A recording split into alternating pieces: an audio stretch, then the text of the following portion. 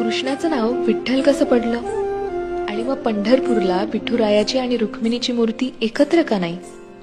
ह्या मागचीच ही एक पौराणिक कथा. कृष्ण निजला निवांत, आठवली त्याला राधा. राधेला केले जादूने जिवंत, जणू काय झाली त्याला प्रेमबाधा. समोरून आली रुक्मिणी, कृष्णासंग राधास पाहिली. डोळे झाले लाल लाल, म्हणे मी कृष्णा सोडून चालली. कुठे गेली रुक्मिणी कुणास बाई ठाऊक, कृष्ण भटकतोय तिला शोधत, होऊन व्याकुळ भाऊक.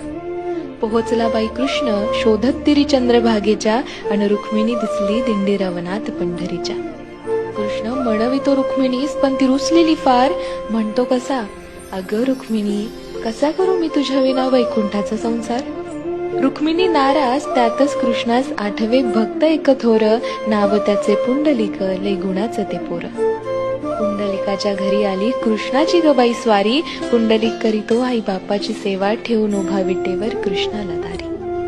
वाट पाहता पाहता कृष्णाची मूर्ती राहिली. विटेमुळे विठ्ठल त्यासी प्रचती जाहली.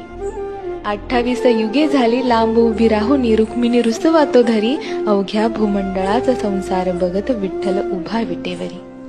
भूमंडळी म्हणे विठ्ठलास बाप, आणि रुक्मिणी साई, आणि बोला जय जय विठो बालक माई.